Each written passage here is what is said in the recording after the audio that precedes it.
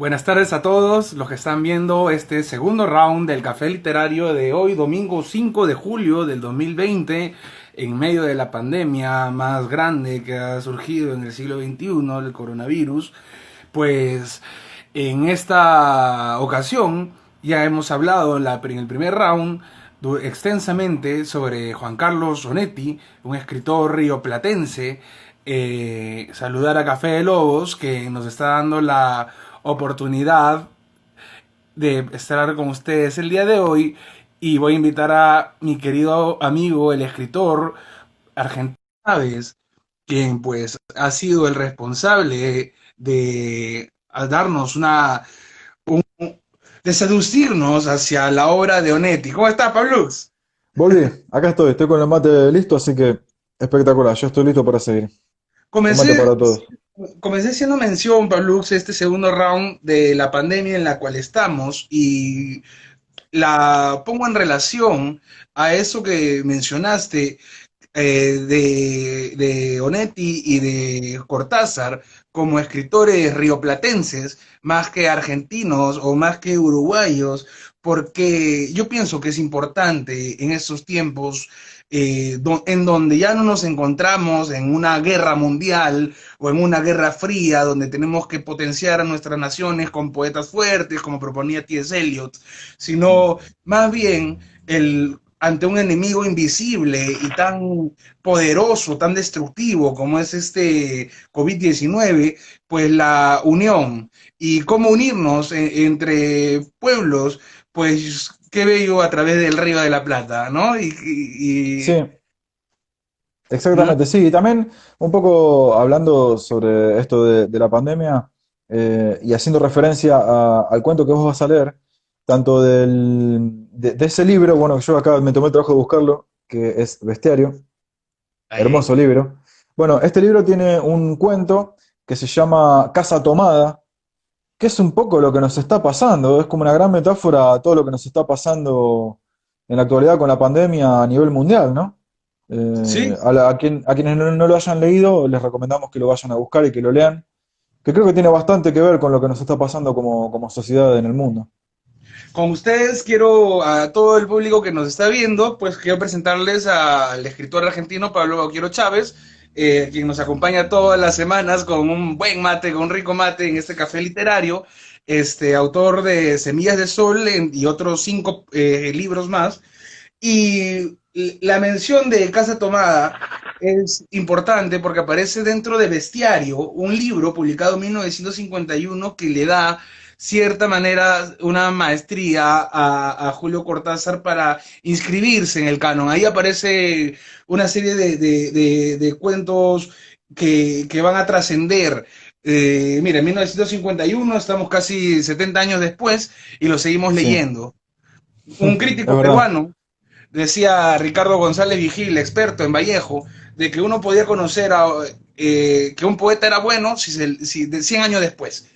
Y lo decía a modo de burla porque él también es poeta, además de crítico, entonces él como no considera que su poesía es tan trabajada, pues decía, bueno, pues si yo seré buen poeta, lo verán 100 años después. Y Claro, es como una especie de catador de poetas, ¿no? sí, pero bueno, quiero, como en este segundo round, ya en el primer round hemos hablado ya acerca de biografías y has narrado un cuento de Juan Carlos Onetti, solamente comentar esta relación que le gustó a Laux entre Kafka y Cortázar en el cuento Carta a una señorita en París, porque en Kafka, con la vanguardia kafkiana, donde se introduce ese Gregorio Samsa como un insecto monstruoso dentro del aparato burocrático, pues aquí se van a presentar algunos animalillos, unos conejitos hermosos de colores que no van a trasladarnos hacia el miedo o hacia el horror. No obstante, nos van a permitir ver, junto con un personaje que se llama Sara, Mm. que es la compañera de nuestro narrador, la voz narrativa, que es la persona a quien se le oculta lo extraordinario. Se Es le, verdad. se, se le oculta, y eso es, para mí, esa es la causa del suicidio, bueno, el aparente suicidio. Yo no voy a cerrar ese cuento, de la melancolía de este personaje narrador. Pues eh, creo, creo de que lo neofantástico, lo real maravilloso, por así llamarlo, acá en Cortázar, pues se manifiesta con el hecho de ignorar la quizá eso barbárico, eso grotesco que nos relaciona con el mundo, y concentrarnos en eso que sí nos une con el mundo y que no lo sentimos, que es la conexión con la persona que tenemos al lado, ¿no? Y bueno, por Sí. eso yo te quería preguntar a ti, Pablo, ¿qué libro o qué cuento nos recomendarías sobre Julio Cortázar? Saludos a Oriana del Carmen 21. Gracias a todos por ahí por sumarse al café literario. Con respecto a Cortázar, bueno, es un poco complicado. Yo lo que sí te puedo decir es que no recomendaría, para empezar a leerlo, no recomendaría Rayuela. Me parece que para leer Rayuela primero hay que leer previamente varios de los libros de Julio Cortázar. A mí un libro que me gusta mucho de Cortázar, que me parece que es bastante fácil para leerlo y para introducirse dentro de lo que es el universo de Julio, eh, es el último libro que él sacó en vida, que se llama Deshoras, que los cuentos son bastante simples, bastante fáciles de leer, y creo que es un libro bastante ameno para empezar a leerlo. Yo recomiendo ese libro principalmente. Deshoras se llama. Pero si tenemos que empezar a leer a Cortázar por un clásico, yo recomiendo Bestiario, que bueno, lo vuelvo a mostrar acá. Este es el libro que yo recomiendo para empezar a leer a Julio Cortázar. El Pues primero y el último. Recomiendo los dos. Recomiendo Bestiario y recomiendo Deshoras, que me parece que son dos libros que vas, digamos, a la esencia de lo que es Julio Cortázar. yo Y creo que después se le recién, interpreta, yo creo que se le después interpreta recién mal, la verdad. llegar a... Uy, disculpa, te reinterrumpí. No, no, no, iba sobre Rayuela, pero Sí. termina. No, que un poco lo que estaba explicando recién, que para llegar a Rayuela creo que primero hay que leer varios libros de Julio Cortázar. Yo recomiendo los que son mis preferidos. Mi preferido, bueno, definitivamente es Bestiario. También recomiendo Historias de Cronopios y de Famas, que me parece un libro absolutamente desestructurado, innovador para la época y fascinante. Después, bueno, hay muchos. Final de Juego también es un excelente libro. Los premios, bueno, hay muchos libros, pero creo que si tuviera que elegir, hacemos un top 3. Si tuviera que elegir, elegiría Bestiario, Historias de Cronopios y de Famas y Deshoras. Y después, bueno, sí llegar a lo que son las novelas de él, que es el libro de Manuel, como es, bueno, Rayuela en este caso.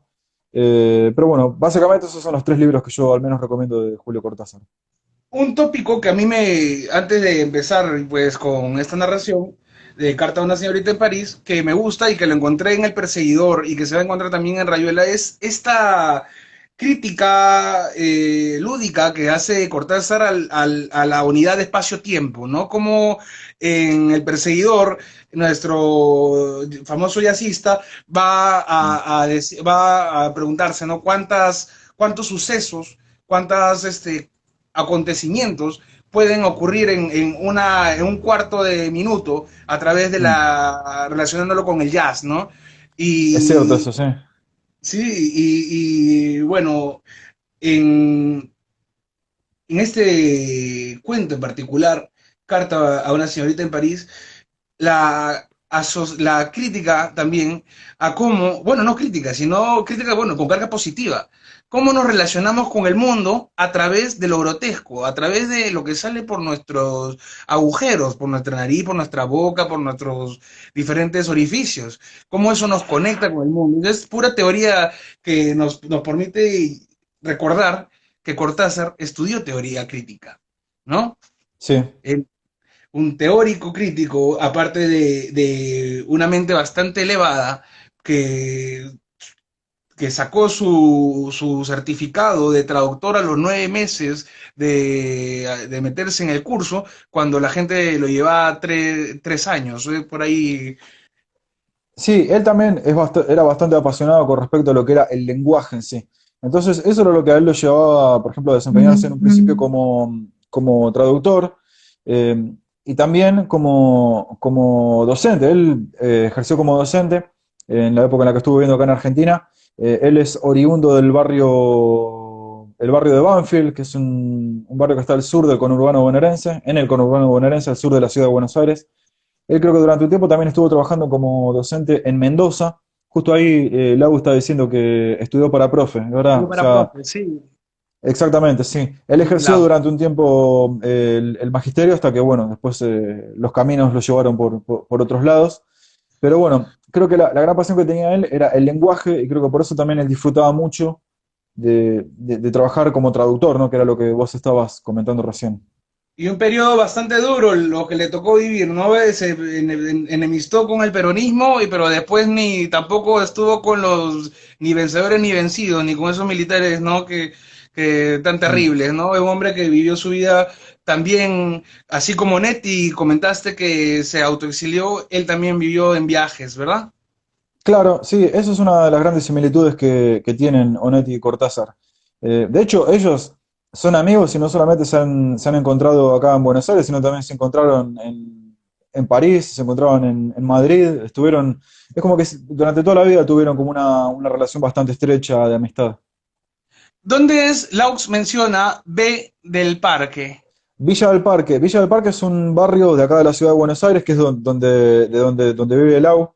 Y Cortázar durante un tiempo vivió en Villa del Parque. Villa del Parque es Ah, acá, del barrio donde vivo yo, serán unas 10 cuadras, unos 10 minutos en bicicleta más o menos. Así que estamos acá tiene, cerca del barrio. ustedes tienen una muy, muy, muy bella herencia histórica, una memoria letrada, pues, y tenaz, ¿no? Sí, y bueno, Les comento. claro, queda un poco el espíritu de lo que son los lugares de los autores, ¿no? Así como recién nombré a Banfield, que es una localidad del sur del conurbano bonaerense, como también nombramos a Villa del Parque. A mí me pasa mucho, un poco en paréntesis, ¿no?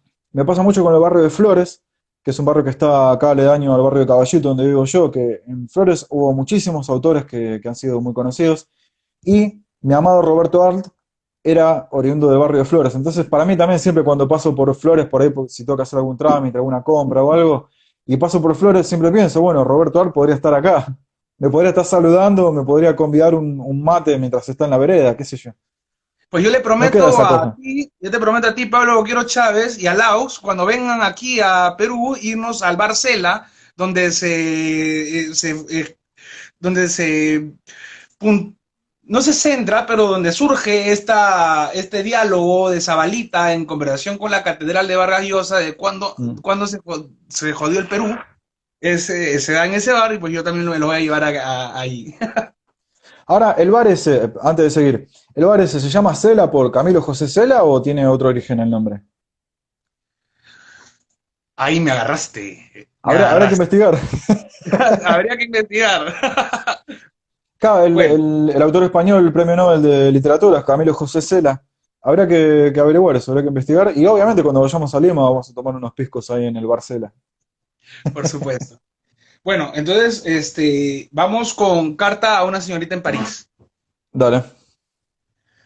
André, yo no quería venirme a vivir a su departamento de la calle Suipacha.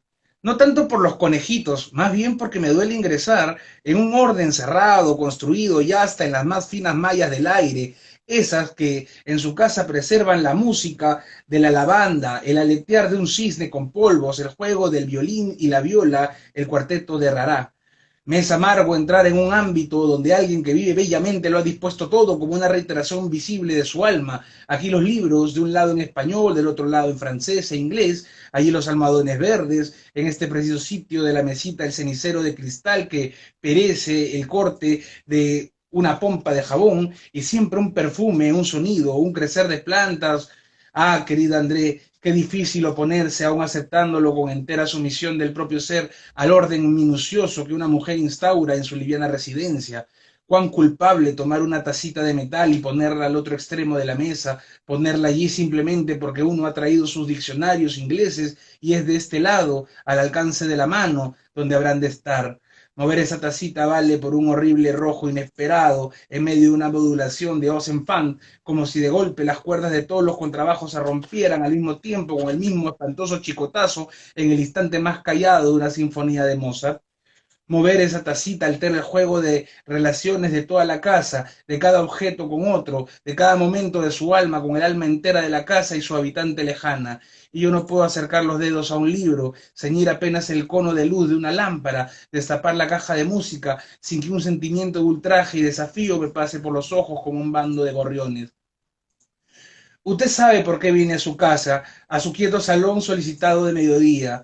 Todo parece tan natural, como siempre que no se sabe la verdad. Usted se ha ido a París, yo me quedé con el departamento de la calle Suipacha, elaboramos un simple y satisfactorio plan de mutua convivencia hasta que septiembre la traiga de nuevo a Buenos Aires y me lance a mí a alguna otra casa donde quizá, pero no le escribo por eso.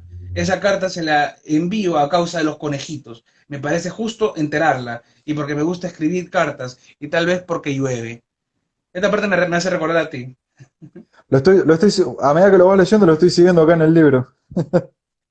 Me mudé el jueves pasado a las 5 de la tarde entre niebla y estío. He cerrado tantas maletas en mi vida, me he pasado tantas horas haciendo equipajes que no llevaban a ninguna parte, que el jueves fue un día lleno de sombras y correas, porque cuando yo veo las correas de las valijas es como si viera sombras, elementos de un látigo que me azota indirectamente, de la manera más sutil y más horrible. Pero hice las maletas, avisé a la mucama que vendría a instalarme y subí en el ascensor. Justo entre el primero y segundo piso sentí que iba a vomitar un conejito.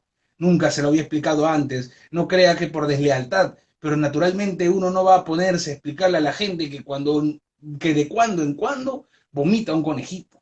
Como siempre ha sucedido estando a solas, guardaba el hecho igual que se guardan tantas constancias de lo que acaece o hace uno acaecer en la privacidad total.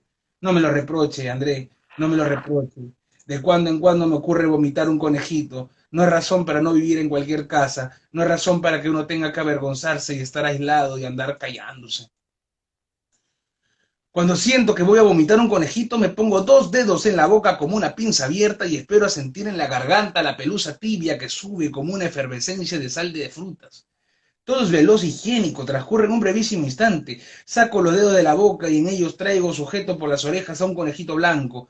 El conejito parece contento, es un conejito normal y perfecto, solo que muy pequeño, pequeño como un conejillo de chocolate, pero blanco y enteramente un conejito. Me lo pongo en la planta de la mano y le alzo la pelusa con una caricia de los dedos. El conejito parece satisfecho de haber nacido y bulle y pega el hocico contra mi piel, moviéndolo con esa trituración silenciosa y cosquillante del hocico de un conejo contra la piel de una mano. Busca de comer y entonces yo, hablo de cuando esto ocurría en mi casa de las afueras, lo saco conmigo al balcón y lo pongo en la gran maceta donde crece el trébol que a propósito he sembrado. El conejito alza del todo sus orejas, envuelve un trébol tierno con un veloz molinete del hocico, y yo sé que puedo dejarlo e irme a continuar por un tiempo una vida no distinta a la de tantos que compran sus conejos en las granjas. Entre el primer y segundo piso, André, como un anuncio de lo que sería mi vida en su casa, supe que iba a vomitar un conejito. Enseguida tuve miedo, o era extrañeza. No, miedo de la misma extrañeza acaso, porque antes de dejar mi casa, solo 2 días antes, había vomitado un conejito y estaba seguro por un mes, por 5 semanas, tal vez 6, con un poco de suerte. Mire, usted, yo tenía perfectamente resuelto el problema de los conejitos. Sembraba trébol en el balcón de mi otra casa, vomitaba un conejito, lo ponía en el trébol y al cabo de un mes, cuando sospechaba que de momento a otro, entonces regalaba el conejo ya crecido a la señora de Molina, que creía en un hobby y se callaba. Ya en otra maceta venía creciendo un trébol tierno y propicio. Yo aguardaba sin preocupación la mañana en que la cosquilla de una pelusa subiendo me cerrara la garganta y el nuevo conejito repetía desde esa hora la vida y las costumbres del anterior. Las costumbres, André, son formas concretas del ritmo, son la cuota del ritmo que nos ayuda a vivir. No era terrible vomitar conejitos una vez que se había entrado en el círculo invariable, en el método. Usted querrá saber por qué todo ese trabajo, por qué todo ese trébol y la señora de Molina. Hubiera sido preferible matar enseguida al conejito y tendría usted que vomitar tan solo uno. tomarlo con dos dedos y ponérselo en la mano abierta, adherido aún a usted por el acto mismo, por el aura inefable de su proximidad apenas rota. Un mes distancia tanto, un mes es tamaño, largos pelos, saltos, ojos salvajes, diferencia absoluta, André, un mes es un conejo, hace de veras a un conejo, pero el minuto inicial, cuando el copo tibio y bullente encubre una presencia inajenable, como un poema en los primeros minutos, el fruto de una noche de idumea, tan de uno que uno mismo, y después tan no uno, tan aislado y distante en su llano mundo blanco, tamaño carta. Como nos pone en relación con el mundo, ¿no? A través de lo Tremendo, terrenal. impresionante. Voy a adelantar un poco. Él ha querido matarlo y acá va a haber un freno. Comprendí que no podía matarlo, pero esa misma noche vomité otro conejito negro y 2 días después uno blanco y a la cuarta noche un conejito gris. Usted ha de amar el bello armario de su dormitorio con la gran puerta que se abre generosa, las tablas vacías a la espera de mi ropa. Ahora los tengo ahí, ahí dentro. ¿Verdad que parece imposible? Ni Sara lo creería, porque Sara nada sospecha, y el que no sospeche nada procede de mi horrible tarea, una tarea que se lleva mis días y mis noches en un solo golpe de rastrillo, y me va calcinando por dentro y endureciendo como esa estrella de mar que ha puesto usted sobre la bañera y que a cada baño parece llenarle a uno el cuerpo de sal y azotes de sol y grandes rumores de la profundidad. De día duermen, hay 10, de día duermen. Con la puerta cerrada, el armario es una noche diurna solamente para ellos. Allí duermen su noche con sosegada obediencia. Me llevo las llaves del dormitorio al partir a mi empleo. Sara debe creer que desconfío de su honradez y me mira dubitativa. Se le ve todas las mañanas que está por decirme algo, pero al final se calla y yo estoy tan contento. Cuando arregla el dormitorio de 9 a 10, hago ruido en el salón, pongo un disco de Benny Carter que ocupa toda la atmósfera y como Sara es también amiga de saetas y pasodobles, el armario parece silencioso y acaso lo esté, porque para los conejitos transcurre ya la noche y el descanso. Su día principia a esa hora que siga la cena, cuando Sara se lleva la bandeja con un menudo tintinear de tenacillas de azúcar, me desea buenas noches. Sí, me las desea, André. Lo más amargo es que me desea las buenas noches. Y se encierra en su cuarto. Avanzo. Los dejo salir, lanzarse ágiles al asalto del salón, oliendo vivaces el trébol que ocultaba mis bolsillos, y ahora hacen la alfombra efímeras puntillas que ellos alteran, remueven, acaban en un momento, comen bien, callados y correctos. Hasta ese instante nada tengo que decir, los miro solamente desde el sofá, con un libro inútil en la mano. Yo que quería leerme todos sus Girardux, André, y la historia argentina de López que tiene usted en aquel más abajo, y se comen el trébol.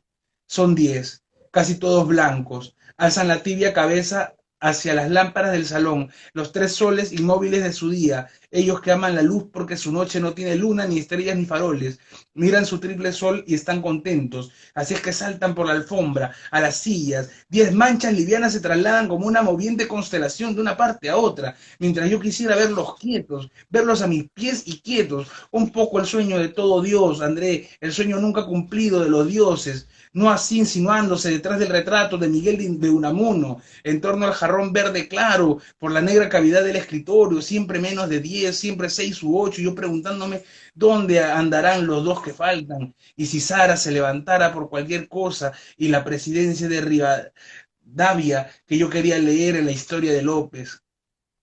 No sé cómo resisto, André. Usted recuerda que vine a descansar a su casa. No es culpa mía si de cuando en cuando vomito un conejito. Si esta mudanza me alteró también por dentro, no es nominalismo, no es magia. Solamente que las cosas no se pueden variar así de pronto. A veces las cosas viran brutalmente y cuando usted espera la bofetada a la derecha, así, André, o de otro modo, pero siempre así. Y voy a ir al párrafo final, porque el cuento es un poco largo. Qué genialidad. Es pura genialidad. Termino las dos últimas partes. Saludos a Iri Carlos que nos está saludando ahí presente en el Café Literario. Un abrazo grande para él. Un abrazo, Carlos. Carlos Céspedes, poeta peruano. Basta ya, he escrito esto porque me importa probarle que no fui tan culpable en el destrozo insalvable de su casa.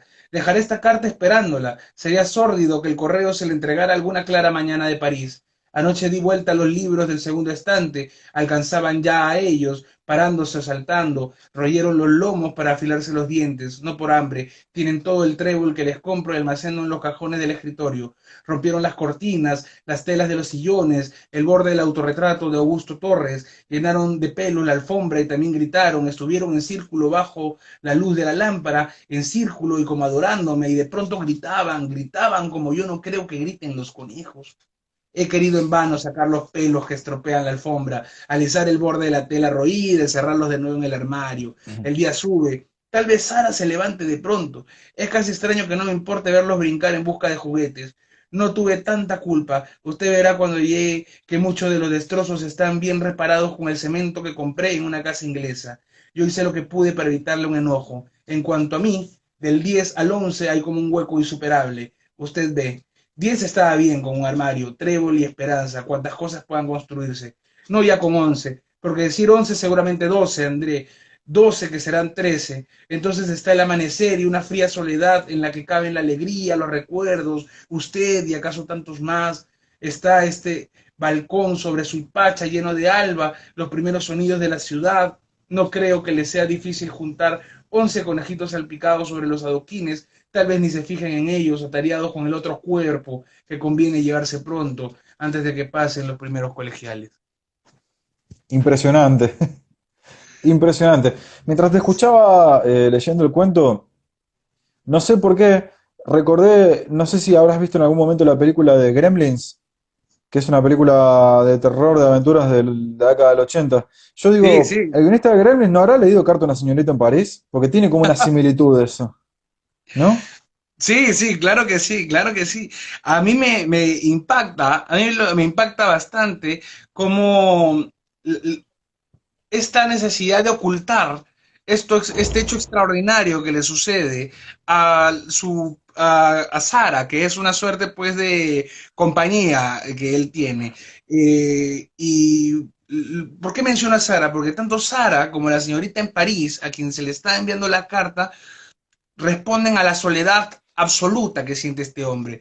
Este Sí. hombre se va a suicidar, creo, en mi interpretación, no por los conejitos, no porque salga otro más, por la aceleración que se da en el cuento, que complica el asunto. Yo creo que ahí está la relación con Kafka, cómo nos sentimos solos, incluso con nuestra propia magia. Sí, es verdad. Está bueno el enlace que haces con respecto a Kafka. También mientras te escuchaba comentando esto, me acordaba un poco del argumento de la metamorfosis, que si bien son relatos distintos, tanto la metamorfosis como Carta a una señorita en París, creo que lo que sí tienen de similitud es esto, ¿no? De lo que es la soledad enorme de los personajes, tanto de Gregorio Samsa como en esta ocasión el narrador de Carta a una señorita en París. Es muy cierto eso, y creo que es bastante kafkiano eso. No me había detenido a pensar en eso cuando leía ambos textos. Pues, Pablo, yo quiero agradecerte por haberme permitido leer un cuento que ya sabíamos que era un poquito largo. Lo he tratado de comprimir. Quiero recomendar a todos que lean tres cuentos en particular, que son Casa Tomada, La Noche Boca Arriba Sí, y Carta a una señorita en París. Y tú has recomendado tres libros. así es, sí. Eh, Ahora que yo estoy pensando, hace unos años salió un libro que se llama Papeles Inesperados, que eran cuentos que tenía Aurora Bernardes, que era la... No fue la viuda inmediatamente de Julio Cortázar, porque ellos se habían separado estando en vida, pero sí fue amiga, fue la ex mujer y amiga toda la vida de Julio Cortázar, y ella en su casa tenía varios papeles de Julio que no, a él no eran cuentos que a él no le convencían y quedaron fuera de sus libros. Y este volumen que se llama Papeles Inesperados es la recopilación de esos cuentos que Aurora tenía. Particularmente hay un cuento que se llama Manuscrito hallado junto a una mano. No, sí, Manuscrito hallado junto a una mano, que yo lo leí y no puedo creer cómo Cortázar decidió dejar fuera de los libros ese cuento. O sea, me parece un cuento perfecto. ¿Cómo se Es llama? un cuento que Iba a decir Carta de la señorita en París, ¿no? El cuento se llama Manuscrito yo junto a una mano. Manuscrito Ojo, tenés que hallado. confundir. Sí, hay un cuento si mal no recuerdo, creo que era octaedro, que se llama Manuscrito hallado en un bolsillo. No es ese. El cuento se llama Manuscrito hallado junto a una mano, que es del libro Papeles Inesperados, que es ese libro de cuentos inéditos de Julio Cortázar. Si yo tuviera que Esta, elegir, si tuviera que elegir un cuento particularmente de Julio Cortázar, elijo ese. Cuando lo leí, o sea, llegué al final y dije, no, no puede ser esto. No puede ser. Me quedé durante lo tienes segundos que pensando pasar y y dije, lo subimos a Café de Lobos. sí, sí, aparte está bueno para aprovechar porque es un cuento que es breve, o sea, no es muy largo. Y yo, la verdad, cuando lo terminé de leer me quedé estupefacto y dije, no, no puede ser esto. Para mí, ese es mi cuento preferido de Julio Cortázar. Excelente, excelente, Pablux, excelente. Dentro de los enormes que tiene, ¿no? Tiene cuentos que son maravillosos y que son imperdibles también. Y para seguir hablando de Cortázar o Donetti, nos tendríamos que dar también un montón de horas, pero creo que ahora viene Sí, la tercera y última parte de nuestro café literario, donde nosotros mismos somos, Pablo. Si yo te tiro la pelota imaginaria a ti, ¿con qué nos y vas ahí a sorprender cabeceo, el día de hoy? cabeceo. Bueno, durante esta semana estuve haciendo, yo generalmente a todos los que me siguen en las redes sociales y particularmente en el Instagram, yo tengo un poco la costumbre de subir algunas lecturas que hago en el balcón de acá de mi casa, en las trasnoches de sábado, madrugada de domingo. Siempre hace un tiempo se me da por salir al balcón y leer textos míos. Así a la nada, digamos, al vacío que hay, más que nada en esta época de aislamiento, le leo a la noche, digamos, salgo y le leo a la No, noche. es muy bien, muy bello. Permíteme que te acuerde de una cita de que Harold Bloom, a que hablamos de este tiempo, Sí, decía de que él cuando era joven, recitaba en su soledad a poemas, no recuerdo de qué autor, pero él recitaba porque él decía de que de esa forma él se vinculaba, sentía de que estaba incluso hablando, dialogando con el propio poeta anterior fuerte y sintiendo y reconociéndose. Así que es bastante, bastante romántico y al mismo tiempo inteligente. sí, en realidad yo tengo como una cuestión bastante apegada a lo que son las trasnoches de sábado y madrugadas de domingo. No sé bien por qué, pero siento como que ese espacio del tiempo en lo que son las trasnoches de sábado, madrugada de domingo, pasan cosas. Entonces, cosas que yo las siento, pero no sé mucho cómo explicarlo. Entonces, en homenaje a eso, o como una especie de impulso, lo que hago es salir al balcón de acá de mi casa en el segundo piso y leer así poemas o cuentos o fragmentos de escritos míos a la noche, a los gatos que anden por ahí, no sé. Arroba Patricia M. Campos 1, así es, bellísimo. Eso es una práctica que deberíamos hacer todos. Alguna vez yo lo he hecho, en la playa, leyendo a Vallejo solo, y me veían de lejos como loco. Tuve que salirme corriendo. Es otra historia.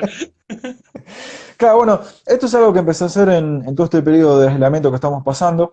Y bueno, particularmente anoche leí un fragmento de un cuento de un libro, es mi quinto libro, llamado Estados Internos, que lo muestro acá.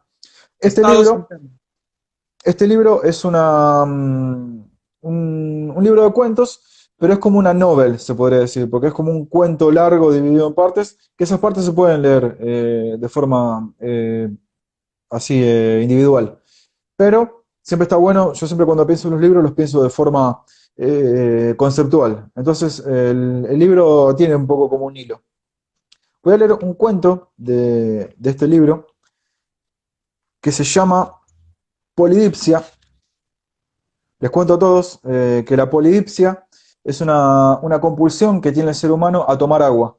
La persona que sufre de polidipsia lo que hace es tomar agua permanentemente. Y no porque tenga sed, sino por una cuestión de impulso de tomar agua, ¿no? Es como una especie de adicción al agua, por más loco que parezca, ¿no? Eh, entonces, bueno, el texto se llama Polidipsia y habla un poco de eso. Qué Y dice así. fascinante. ¿Va? La madrugada ventosa soplaba sobre las alturas de la ciudad de Ereván, aunque aún no había amanecido. El descanso de Areb se vio interrumpido por la intempestiva necesidad de beber agua y por el recuerdo de un diálogo que, a pesar de la espesa somnolencia causada por la interrupción del sueño, recordaba con brillante nitidez. Ya en la cocina, y aún descalza, Areb abrió la heladera y sacó una botella de plástico. La destapó y sirvió agua hasta la mitad del vaso. Siempre lo mismo, recurrís a mí solamente cuando estás mal. No, no fue así. Mientras estabas distanciada de ese imbécil me llamabas siempre. Venías siempre a casa, y aún así, sin estar bien yo te daba mi contención. Hace mucho que no sé nada de vos, y ahora que te reconciliaste es como si yo fuera solo un recuerdo. Perdóname, en serio, no quise hacerte sentir mal. Mientras bebía agua de pequeños sorbos, Areb recordaba el diálogo con su amiga Angie, tiempo antes de abandonar su Mar del Tuyú natal. Desde el otro lado del ventanal se lograba percibir la presencia de un viento tenue y cálido que acariciaba a todos los rincones de la ciudad. Todavía sosteniendo el vaso a medio beber en su mano, Areb se acercó al ventanal para observar el paisaje de madrugada de Ereván, aún con las pupilas adormecidas. Yo tampoco estuve bien, y sin embargo seguí para tratar de ayudarte. Hace tiempo que estoy mal, y tomé una decisión muy importante para mi vida, pero en realidad no sé si compartirla con vos. Dale, contame, soy tu amiga, quiero saber. Espera, cállate. ¿Escuchás ese ruido? Sí, pareciera ser un viento inmenso. Areb trató de aclarar su vista luego de refregar velozmente sus ojos.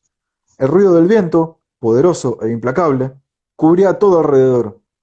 Una ola de proporciones nunca imaginadas se elevaba ese, desde el este, cubriendo cielo, calles, edificios, automóviles, árboles y todo a su alrededor. Mientras todo ese caos se reflejaba en los ojos de Areb, podía contemplar ese mismo reflejo frente a los vidrios del ventanal. Afuera, del otro lado, y en el sueño de la cocina, yacían los fragmentos del vaso que atónitamente había caído desde su mano. Areb despertó exaltada entre las sábanas revueltas de su cama. Otra vez los recuerdos nítidos y la taquicardia. Otra vez su desencanto que se veía interrumpido por una sed atroz. Y así, descalza, sintiendo el suave frío del suelo bajo sus pies, se dirigió a la cocina para beber un poco de agua. Este cuento es parte de esta historia que yo comentaba. La historia de Estados Internos está ambientada entre Mar del Tuyú, que es una ciudad de acá Argentina, situada en lo que es la costa del mar Atlántico, y Ereván, que es la capital de Armenia. La historia transcurre en esas dos ciudades, en Mar del Tuyú y en Ereván. Por eso Y hacía tiene, referencia a esos dos lugares. me gustó la elección del nombre del personaje, me gustó su relación casi alquímica con el agua que bebe. Y Sí, el diálogo ya te cuenta pues todos los estados internos. Eh, con ustedes, exactamente. Pablo Quiero Chávez, escritor Muchas argentino, gracias. este fue un cuento de su libro Estados Internos, fue su quinto libro. Él tiene tres Gracias, novelas, Natalia. tres libros de cuentos publicados y tres libros de poemas. Y todos los sábados y domingos, de tanto en tanto, nos acompañamos aquí. Yo voy a terminar con un poema. Bien. Se ¿Este llama, poema que vas a leer está editado en algún libro de los tuyos o es un poema inédito? es un poema inédito, Pablox, y por eso estoy un poco ahí medio nerviosón, pero nada, es un poema que bueno, no me gusta explicar mis poemas, creo que es un poco narcisista. No obstante, se llama He demorado un siglo en escribirte. Me encantó el título. He demorado un siglo en escribirte un email cuyo motivo olvidé a medida que paseaba por ese bosque informático de signos donde románticamente fugamos del mundo y nuestras almas dialógicas se hacen uno. Aún no sé si mi texto ha llegado a su destino, si cualquiera de sus fragmentos ha penetrado tu mente como navajazos o caricias, si lo has interpretado todo como un ardid, por lo que me has condenado a tu silencio, si has sido capturado por el censor de tu novio y ahora son causantes de tu última colección de lágrimas sobre la violencia doméstica. Quisiera que las cosas fueran un poco más fáciles, que volvamos a proponer y a revelarnos, que los muertos se levanten, las bocas se besen, los amantes se escondan, los sentidos se encuentren. He demorado un siglo en escribirte un email bajo la luna de Lima como un hombre lobo que aguarda en su antigua biblioteca, leyendo los comentarios de Cayo Julio César sobre la guerra, la Oda a la Alegría de Schiller, contemplando una réplica de Delacroix con la libertad guiando al pueblo y una computadora eternamente dormida. Tendré que ir a buscarte. Hay cosas que siempre deben decirse y contestarse. Hermoso, hermoso, me gustó muchísimo. Me gusta mucho eso de por ahí, que en un principio esa persona a la cual está dedicado el poema, o una persona idílica, que sea imposible llegar a no ser que se use la literatura. No, que creo que eso es algo que hacemos muchos, ¿no? Hay un dicho que se suele decir mucho acá en Argentina que dice, bueno, si querés acariciar a una persona sin tocarla, escribile un poema. Y creo que este poema es la muestra viva de eso que acabas de leer. Qué bella Me frase la encantó. última que ha dicho. Me encanta para cerrar. ¿Cómo es para si quieres? ¿Cómo era? La frase dice, si querés acariciar a otra persona sin tocarla, es simple, escribile un poema. Con esa frase yo se la dedico a todos los que nos están viendo. A Carlos Céspedes, poeta. No, gracias a ti por presenciarnos, por vernos. Un abrazo, Ojalá Carlos. esto acabe pronto y podamos abrazarnos todos juntos. Pablo, te mando un fuerte saludo hasta Buenos Aires. Yo también te mando un abrazo grande a vos y a Carlita hasta Lima. Como siempre, cada vez que hacemos este café literario, cerramos con el deseo de que todo esto se levante, así nos podemos encontrar allá en Lima. Y bueno, de mi parte yo los quiero mucho y los admiro, porque la verdad que lo que hacen es maravilloso. Y estoy muy contento también de que podamos compartir el mismo camino, Aquelarre de Letra con Café de Lobos, así que un beso grande para ustedes. Así es. Antes de cortar la transmisión, comentarles que si bien el aquelarre de letras que sucedía todos los sábados desde las cuentas de Pablux, Laus, Gallo Rebelde, pues va a sufrir una transformación. No es que se van a dejar de hacer operaciones, mecanismos, procedimientos literarios, sino que van a seguir y acá también nosotros. Pablo, gracias. Un beso grande hasta allá, hasta Lima, y nos reencontramos sábado, domingo o cuando sea que querramos compartir nuestras cosas. Nos vemos la próxima semana. Cuídate. Un abrazo grande.